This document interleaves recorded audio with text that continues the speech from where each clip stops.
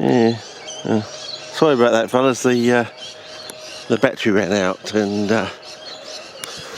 even though I charged it up for an hour, and it was the original Lumix battery, for some reason we only got what was it? 10 minutes, probably about 30 minutes on there out of it.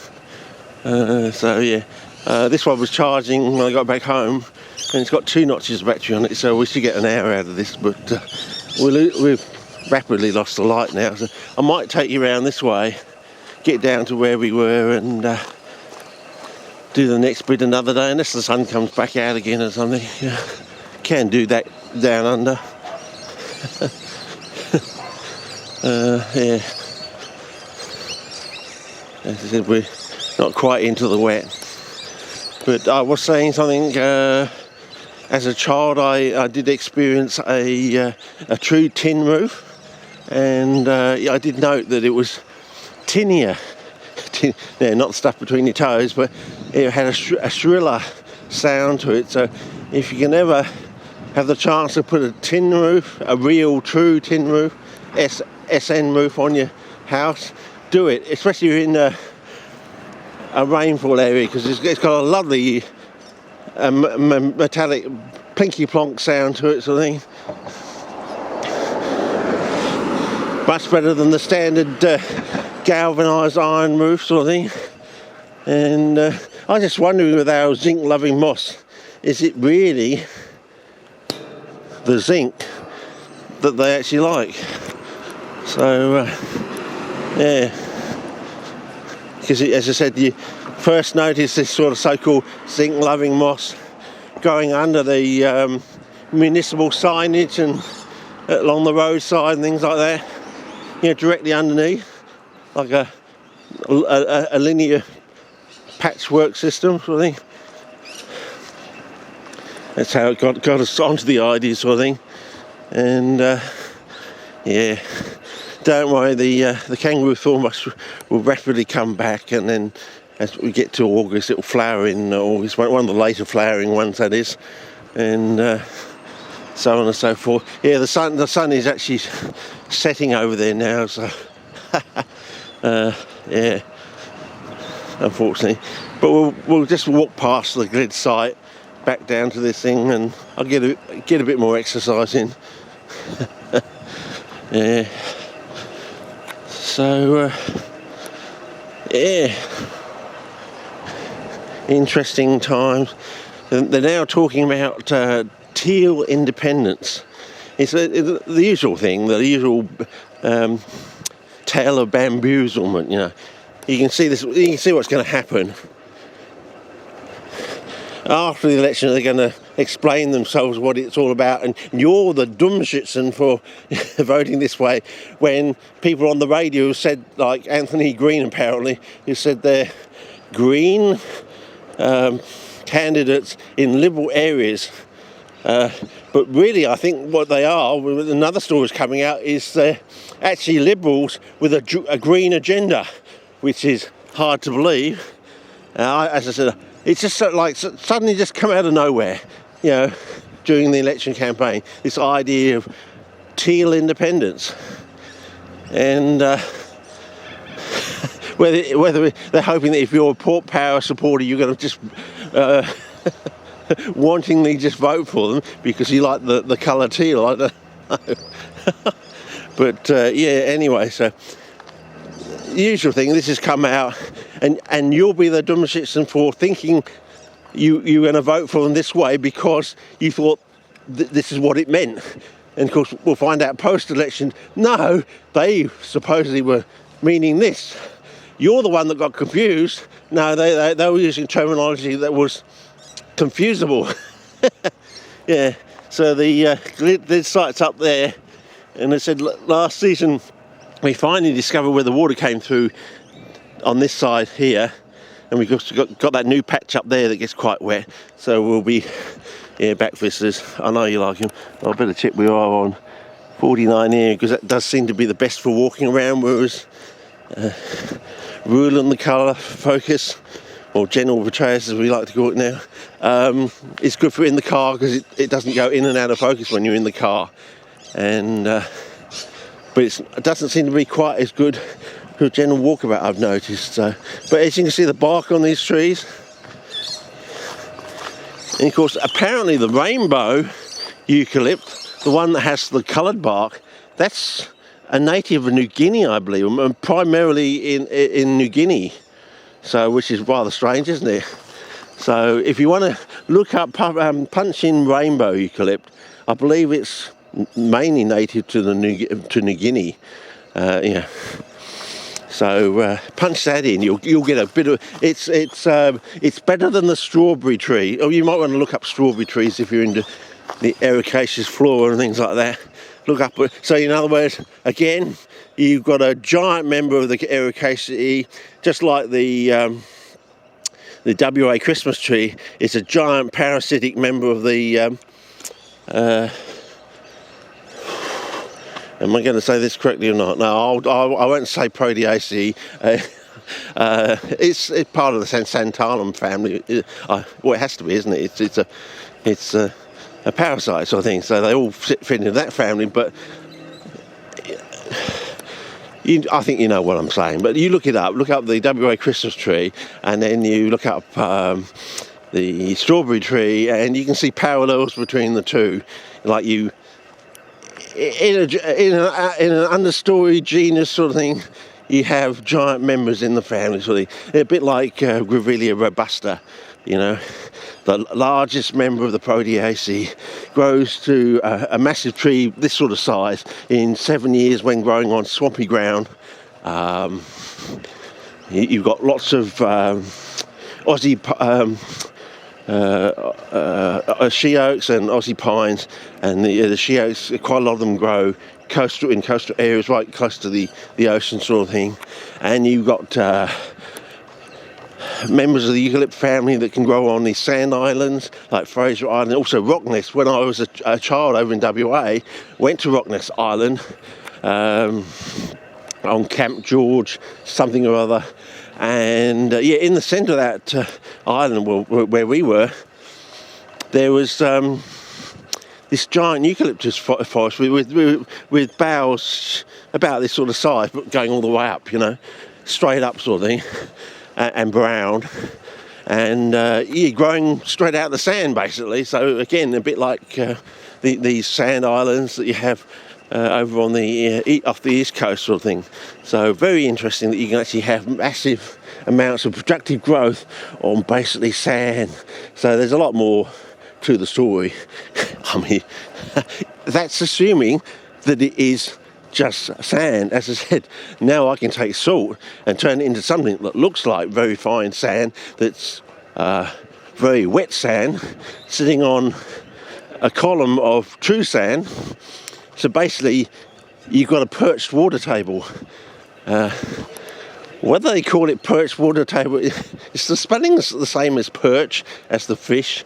I wonder if there's a connection there, a far-flung, distant connection, and like perch only grow in ponds and streams that are truly perched. I don't know. It's just my weird mind making these sort of weird possible connections or anything. But it just sort of struck me today. Isn't it the same spelling, perch and perch? I don't know. A perched water table and the fish perch. I'm not sure, might be wrong there. But I think we've still got enough light. If my camera, the old Lumix is the one lumen camera, so you know, you can basically get away with holding a candle and you can actually see stuff with, because that's what a lumen is. It's the emission of radiation from a single candle is a lumen basically. So this camera goes down to one lumen. So in other words, you can actually film with the illumination coming off a single candle basically. We got people later learning to drive. I better walk on the sidewalk then. Oh, what do you think of this? Go to spot colour on this one, fellas. I think we have to put, I think we learn we have to put stuff behind it or something.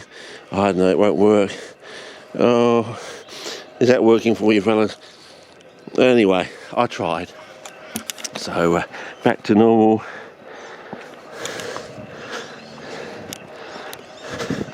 Anyway, rambling as usual, but you know, some people like the ramble.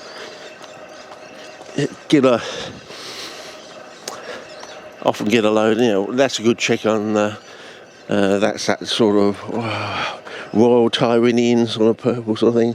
Oh, and a blue sort of coming out there. Well, that's a different bush, isn't it? Yeah. Is it? No, same thing, different, slightly different. Anyway, so a good check for the camera.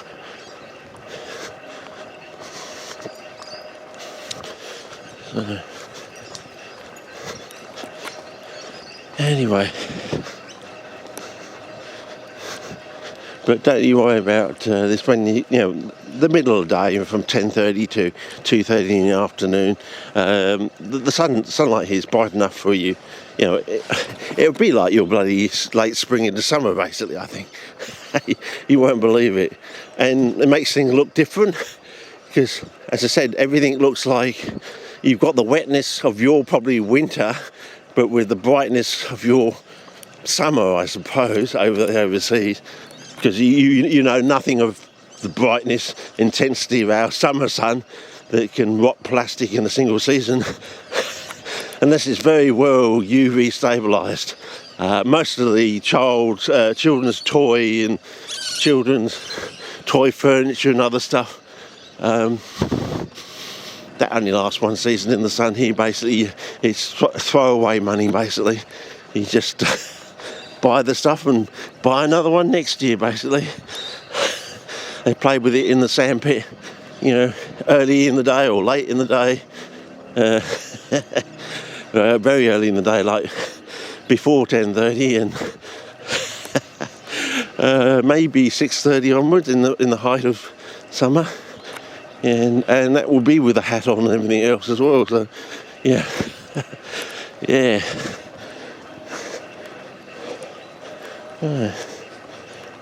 That's nice. I like that. Okay. I used to take my son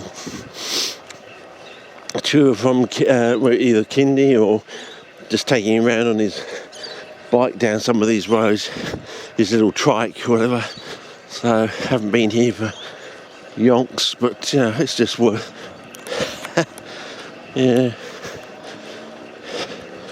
yeah, the people that are leaving work now haven't quite got to the area, so that's why I'm able to walk down the roads. But in about half an hour I'll have to keep my ears open and dodge the odd car here and there as they get, because it takes about 45 minutes to get from here, from the lower foothills to Adelaide, and vice versa sort of thing. Because it's rush hour as well, so it'll take them a bit longer. So I reckon I got about half an hour before I've got to really start listening out with my ears, and people come back to the neighbourhood and start returning. Some of them, of course, will be stopping to get a bit of Chinese or something. Pizza or something to get home or whatever. But then again, they might be cutting that out now because, as I said, with this interest rate rise, we did some basic calculations that some people, they said for every base point rise, for some people it could be like 5,000 a year. So divide that in by 10 to 12 to get the monthly average sort of thing. That's where, and of course it's gone up 2.25, so you know they're looking at maybe up to 10 grand, and they said the rate rises could be maybe go down here. Got some nice trees here, some nice ukes there, bit of sunlight coming through there. Might be the wrong thing to do, might be getting a lot of silhouetting, but oh well. I at least like this one because it was, with the sun's trike, it was fairly level, and yet you could slowly go down, and you couldn't get away from me, but you could run and catch up if you needed to. But oh yeah, the shopping centre, that's it, the old shopping centre. Wow, been there for 30, nearly 40 years, I suppose. So yeah. So yeah, we, as I said, a fine blend of urban and rural. So we have these sort of Oh, yeah. Someone either selling up or couldn't afford the stuff, and other people have taken the land and decided to, you know.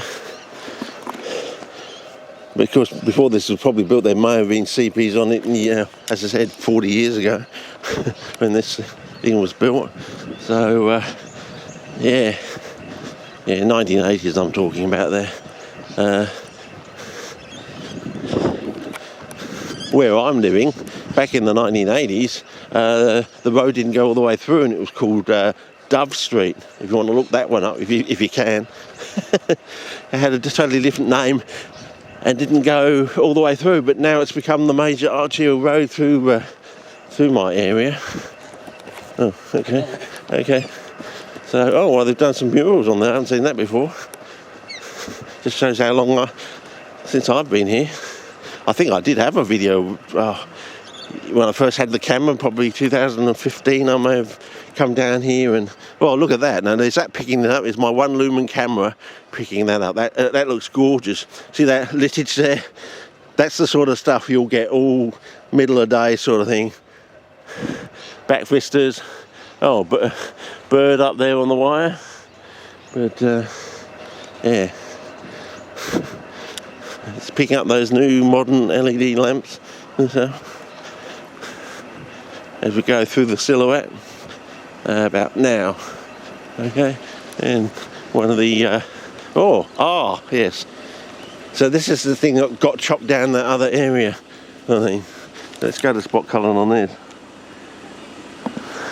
So here we go. This is this protein. I did look up the name the other night and I've forgotten it again, but. This is one of these South African proteins, but it grows to a massive tree. And the one they chopped down was about 3 times this size. Massive thing. Maybe even a little bit, maybe 3.5 times this size. Which I have filmed in the past, so you know I'm not bullshitting you or anything like that. And you can go back to those clips. Look up the word Yolanda, because I filmed it for Yolanda. So, but unfortunately it's gone now, completely. So we might film there. Oh, here we go. So yeah, one about this size basically, but more spread lower and wider sort of thing. So this sort of massive size but spread, cut that bit off there and put it on there sort of thing. That basically it was really wide sort of thing. You can look that up. But so I'm still on spot colour, bugger. Okay, back again. Let's film this back from up here. Colour check on the box. But yeah, losing the sunlight now, that would be nice. But in the early mornings, fantastic. So, and if you get it right at the peak, most of these things run, about a 3-week window sort of thing, not quite a month, basically.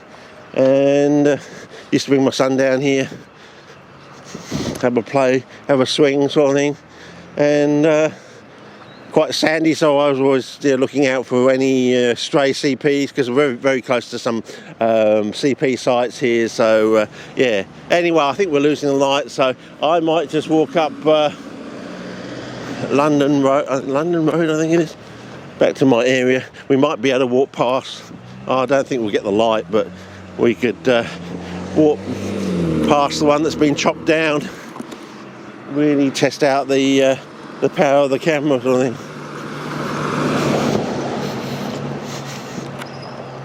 But see, that shopping centre, every shopping centre basically like this, it's got one fixture that's common to Aussie things like this. It has a delicatessen, so that's the first thing in there, and the major thing, basically we just call it a deli. And back in the 70s, you could get any, the important thing about back in the 70s, shops used to close on Saturday at midday, except for the deli. The deli would stay open all day, all days of the week basically, and you could go and get items. I think that's right, or was it back in the 70s? All day Saturday, but then Sunday was closed. I'm sure it was 7 days a week. So if you forgot an item at your shop or something, you could always go there. It'll be slightly more expensive, of course, but they would have the item, and you could buy and you can buy it day or night sort of thing, basically. Very late at night, like 11 o'clock or something like that, you know, you still go to the deli and get something really late, sort of thing. Yeah. Anyway. Oh well, a good test for the camera now, whether it's picking it up. Yeah. Colour check on the blue.